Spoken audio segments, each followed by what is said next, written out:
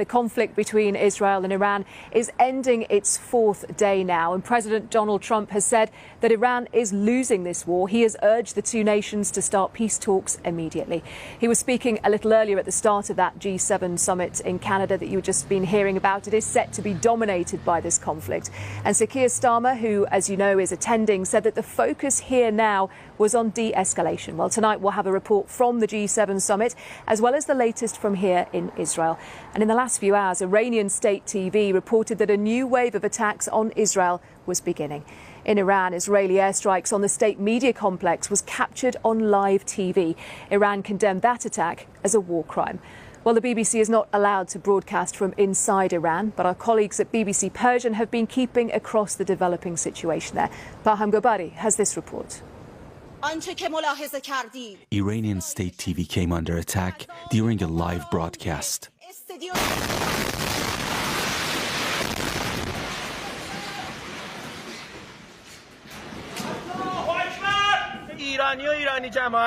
An injured reporter who survived is now worried about the fate of others.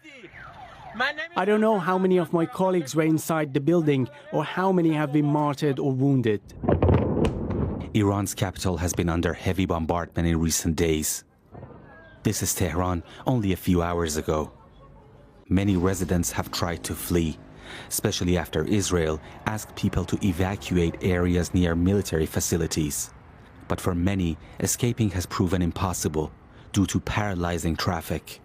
BBC Persian cannot operate in Iran, but our audience sends us videos and messages that we verify. One of them told us why he stayed behind. I gave up because of the heavy traffic. On the other hand, our entire building has been evacuated and someone needs to stay behind to look after the neighbors' belongings. Besides, smaller towns don't have the capacity to accommodate such a large population. But it's not just Tehran. Strikes are hitting almost every corner of Iran. This is a hospital in the western city of Kermanshah. Iran says Israel was behind the strike. A human rights group and local sources say a missile launcher was deployed nearby, and it may have been the real target. Either way, this is the reality of war. Civilians paying the highest price. The historic city of Isfahan was struck multiple times yesterday. And in the religious city of Mashhad, the Israeli military says it hit refueling aircraft at the airport, some 2,300 kilometers from its borders, the longest range Israeli strike since the beginning of the conflict. Authorities in Iran say it's not only the fighter jets. Israel has also boots on the ground. The most significant blows by the enemy are carried out by local spies. Iranian police say they've raided a drone workshop in southern Tehran. They say Israeli agents assemble drones inside the country and then load them onto pickup trucks to launch them from there. Unlike in Israel, Iranians say there are no sirens and no shelters. Many feel they're trapped in a war they never chose after decades of repression. Parham Ghabadi, BBC News. Well, BBC Verify has been using satellite imagery to confirm those Israeli attacks inside Iran on nuclear and military sites. Here are some of the locations where strikes have been carried out just in the last few days. Now, this is a missile base in Big Khana. If you compare it with an older image, this satellite image that was taken yesterday clearly shows damage to the roof. And Isfahan is one of Iran's key nuclear sites. It was confirmed over the weekend that 4 critical buildings at this site were damaged, including the uranium conversion facility. And on this satellite image, you can now see visible damage to the buildings there. Well, here in Israel, Prime Minister Benjamin Netanyahu said his country is on the way to achieving victory, claiming that it has full aerial control over Tehran. Overnight, Iranian missiles penetrated Israel's air defences in attacks on Tel Aviv, Haifa and other cities. Our Middle East correspondent Lucy Williamson has the latest from Tel Aviv.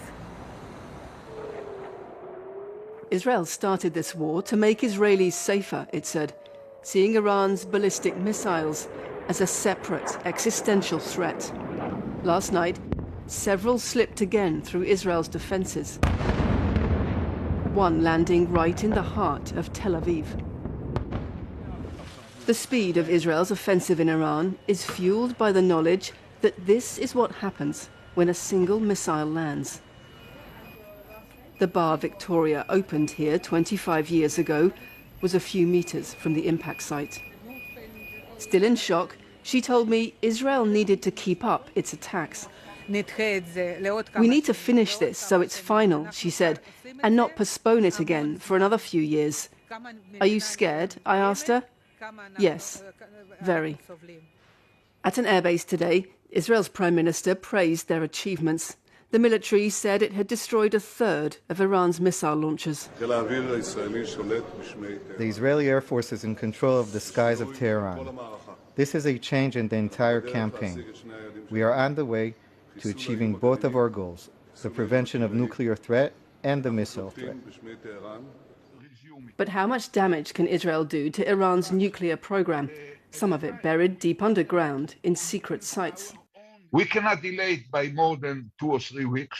And to the best of my judgment, even the Americans cannot delay it for more than few months. And that's a sensitive issue. It means that if there is a determined, a serious intention to block Iran from turning into military nuclear power, the only way is to announce a full-scale war on the regime itself and carry it on until they are toppled down. Many Israelis remain firmly behind this war as casualties here begin to mount. Israel's army is now pushing hard on Iran's capital city without any sign of a clear end or exit plan. Lucy Williamson, BBC News, Tel Aviv. The conflict here in the Middle East looks to be top of the agenda for G7 leaders at their 3-day summit in Canada. Our North America editor Sarah Smith is at the summit. Sarah.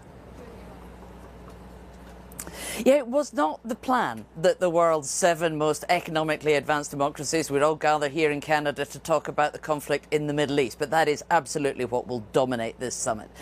We heard from Donald Trump just a few minutes ago, who seems reasonably confident of some kind of resolution. He says, I think there will be a deal. Iran wants to make a deal, he said. And he has been dismissing questions he's been asked about what it would take for the US to get militarily involved in this conflict, saying that's not something he wants to talk about. And there is one thing that every one of the countries meeting here really does agree on, and that is that Iran should not be allowed to develop nuclear weapons.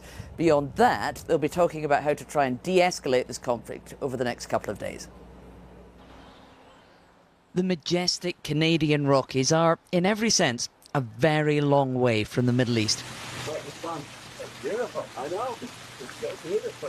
But for the world leaders assembling here, it is the Iran-Israel conflict that will dominate their alpine get-together. While each one of them has specific issues to raise with Donald Trump, they all want him to try to calm tensions in the Middle East. Alongside the Canadian Prime Minister, Mark Carney, he said he believes Iran is ready to talk about de-escalating the fighting. It's painful for both parties, but I'd say Iran is not winning this war. And they should talk, and they should talk immediately before it's too late. Before getting down to business, Keir Starmer grabbed the chance for a quick chat with Donald Trump, while the French and Italian leaders whispered. What could they have been talking about here? Sir Keir Starmer hopes to finalise the details of the UK-US trade deal, the only one America has agreed so far. But he says the #1 issue is the fear of the Middle East conflict expanding.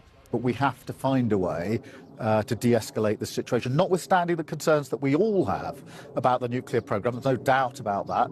Notwithstanding, we all accept Israel's right to self-defence, of course, but there must be de-escalation, and that will be the central focus of much of the discussion today. When Donald Trump first came to power, he muscled his way through international summits without diplomacy.